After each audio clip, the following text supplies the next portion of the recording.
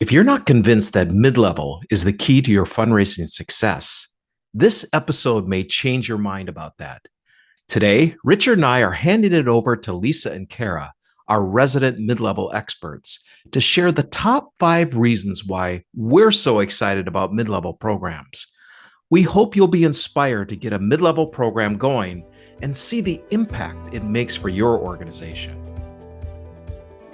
Welcome to the Nothing But Major Gifts podcast from Veritas Group, featuring Richard Perry and Jeff Schreifels.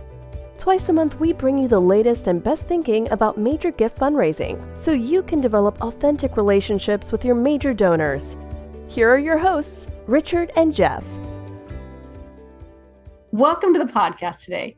I'm Lisa Robertson, and my colleague Kara and I are taking over the podcast while Richard and Jeff take the day off.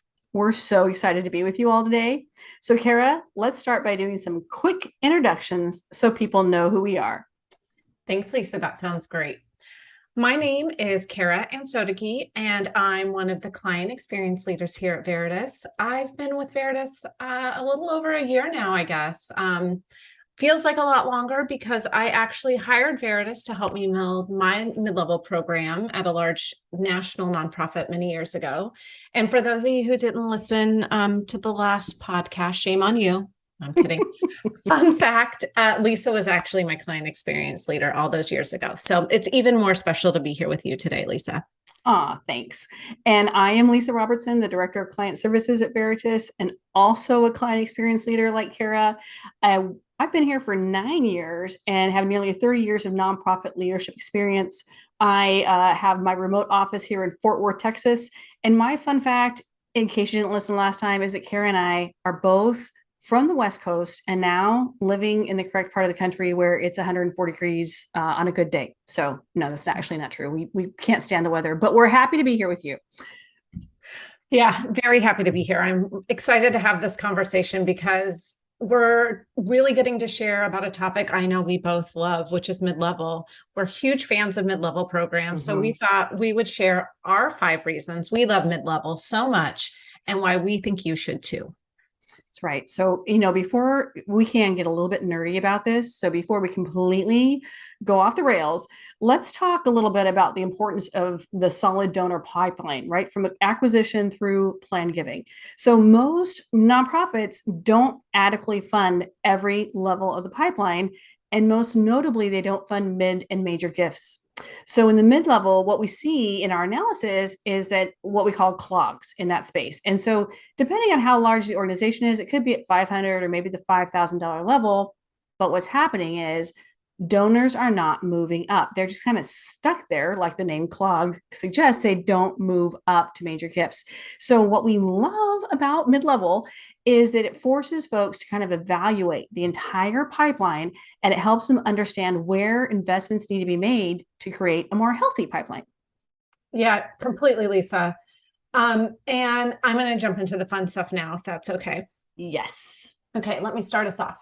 So my number one reason that I love mid-level is you're making a difference. I know that's simple, but for the first time for a lot of organizations, donors are engaged. The organization is able to increase net revenue, which truly increases their ability to fulfill the mission. It's actually fun. It's fun. I love starting a mid-level program and watching just from the introduction cycle, checks roll in. It's like such an exciting part to me of that work. Right. And talking about the difference, like you and I have this conversation, we're pretty passionate about this, that like mid-level is not down the pipeline. Like I hate when people say, oh, let's move them down to mid-level, because it's such an important role. That's why I love our pipeline is horizontal. Like we can move them over to mid-level, but it's really important, right?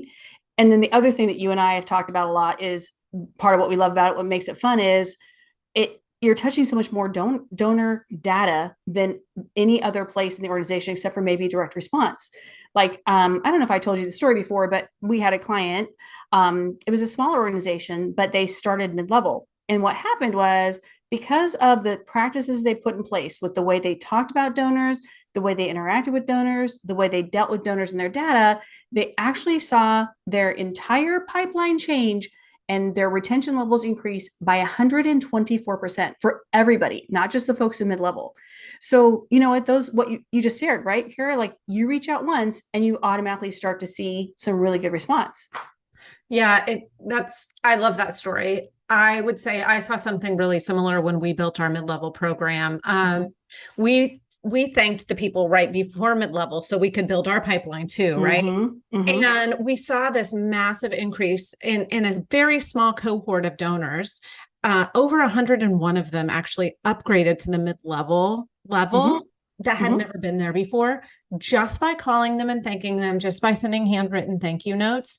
I just love that it's an opportunity to really begin relationship building in the work that we do. And that's a transition to our next point, which is the second reason we love mid-level. Right. So the second reason we love mid-level is it's this great opportunity to connect with donors and learn their passions and interests. So if you've been with Veritas for a while, you know that we really find that about 30% of donors will connect over time.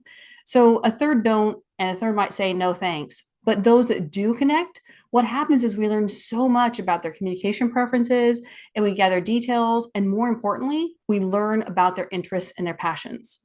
Okay, can I interject a quick story here? Yeah. Okay.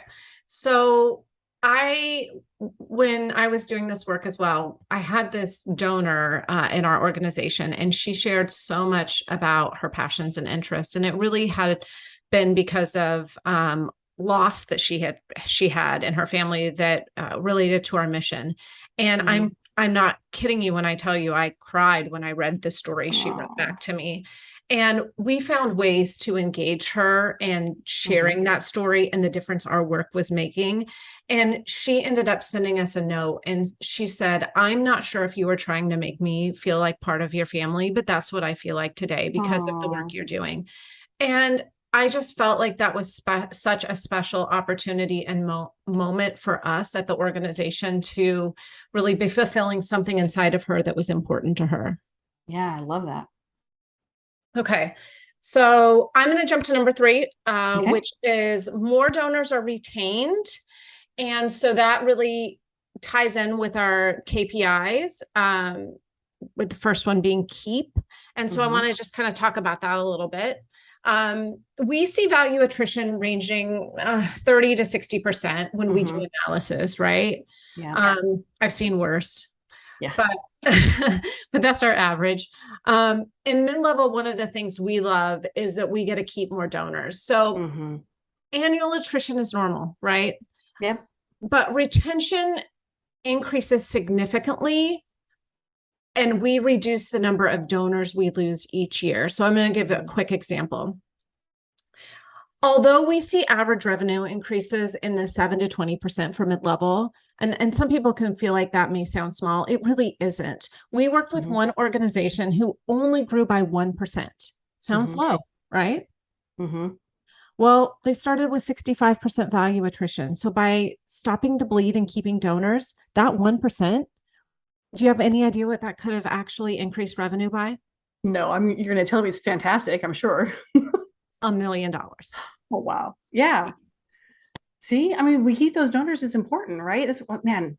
Yeah. See, we're nerding out now about numbers and how much we love mid-level, but we do. So the fourth reason is because there is this instant net revenue boost. Like we instantly see an increased number of gifts at launch. And that goes back to a little bit what you were saying, Kara, right? Even by just doing a handwritten thank you to donors, even before mid-level, you see that. So even when we don't connect, just from reaching out and personally talking to people and sharing their impact, we literally have seen donors increase from like $1,000 a year to a $15,000 gift, or maybe a couple gifts that equal 15. But you just see this net increase initially just from that. And then donors that we have had a limited impact, we also see an increase. So, they're like, I should say limited, not limited impact, limited contact information. So we saw a donor one time who literally had no phone or email. So that's one of the things, right? Kara and I have actually kind of come to blows over to this because I like to have at least a phone or email Kara has seen great success without either. So we Mhm. compromise and we do it Kara's way. But That's true. but yeah, but even this donor they only had a mail address, but this mid-level officer would write her great notes, and this donor loved it so much she even wrote back and said, I bought special stationery just to write to you. And she Oh, increased, isn't that sweet? She yeah. increased her giving from $1,000 to $50,000. No phone or email to Holy this day. cow. I know, Well, but connects with the fundraiser right through that. So I love it.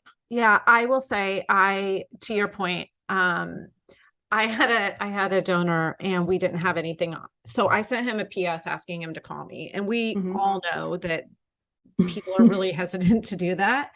Yeah. And he did. He picked up the phone and called me and said, "You want to know why I give? Well, here's all the reasons." And he was a $250,000 cumulative lifetime donor. He gave $10,000 annually, and no one was reaching him just because we didn't have Oh a my phone gosh. number. And I ended up going to an event with him, engaging him, and he ended up increasing his giving to the organization. I also found out he was giving that same amount to 5 other organizations. Hello, Wealth Indicator. Wow. So it's kind of incredible what just that outreach can do and that little extra effort, Lisa. Yeah. Well, then, right, it gets even better when we do connect because then we learn their interests and passions. We report back on impact, and then we see them give even more. Yeah, I Yeah. completely I love that. Yeah. Yeah. I think you had a donor like that, right? Well, the donor I just talked about was one of them. The other one Okay. was I was actually with a client and he had a donor who called one day, who received his information and said, "Hey, I want to make a significant gift." And my meeting with our client was right after that. And I Mhm. told him, listen, significant to some people is different than significant to others. So we Mhm. don't know what that means, but Right. let's treat him like he's a major gift donor and we want to find his passions and interests, all of those things. So we did. And it took some time. He actually dropped materials off on his door because he lived close to him. Mhm. And the donor called and said, "Hey, I'm going to make $100,000 gift In mid-level. I in love that. mid-level." Yeah. I know. I have a similar story where a new mid-level officer was, starting his introduction process. And when he called to follow up on the letter, the donor said, I told someone 2 years ago I wanted to make a six-figure gift, and no one followed up with me. Oh my God. Well, yeah, immediately we got kind of a project together. But what I love about this is that mid-level officer did research and figured out like that they like to name buildings. They like to be from the ground up, right? They don't want to, he just learned all these great things about them. And this donor, through that relationship, has now committed to a $300,000 multi-year project. We would Wow. have missed that, right? So that's, Yeah. again, another reason I just love that we're able to build these relationships and have this net revenue bump. So, Yeah, those are great yeah. stories. Mhm. Okay, so last but not least, Yes. we build the major gifts pipeline. That Woohoo. right, that hasn't existed before in a lot of organizations. And without a mid-level program, we know that donors are going to move into major gifts at around a 0.02%. Yes, you heard Ooh. that correctly. Mhm. 0.02%. With mid-level program, that's 3 to 3.5% of the mid-level file. It sounds Mhm. small, but it really isn't, especially when you consider that those donors now come over qualified. Mhm. When multiple personnel are working to connect with donors, the ability to move them across that pipeline to major gifts, it just continues to increase. And there's this huge benefit in that, like I just mentioned, we're not just qualifying them because they made a gift, we're relationally qualifying them, right? Yeah. We Yeah. are learning passions and interests. And so when we turn them over, major gift officers no longer have that part of the work to do, and they're really able to work on that transformational gift. Love it. Yeah. And, I said over, I don't know if you noticed that, but it's because it speaks to the pipeline working again, not up, not down, but Mhm. across, right? Yeah. Yeah. And it's just such an incredibly valuable relationship building area. Love it. Okay, we had 5 reasons today, Kara. You and I, we love this stuff. We could have gone forever, but this has been a lot of fun. So thank you for joining me. Thank you for everyone who's listening to the podcast. I hope this has inspired you to see mid-level differently and maybe consider starting your own mid-level program. You can learn our entire system and structure for creating and developing your mid-level program in our certification course in mid-level fundraising. So check that out and check out the upcoming session dates to find the right one for you. Thank you so much and take care. Thank you for joining us for the Nothing But Major Gifts podcast from Veritas Group. Richard and Jeff also write an ongoing blog that you can subscribe to for free at veritasgroup.com. Please join us again next time.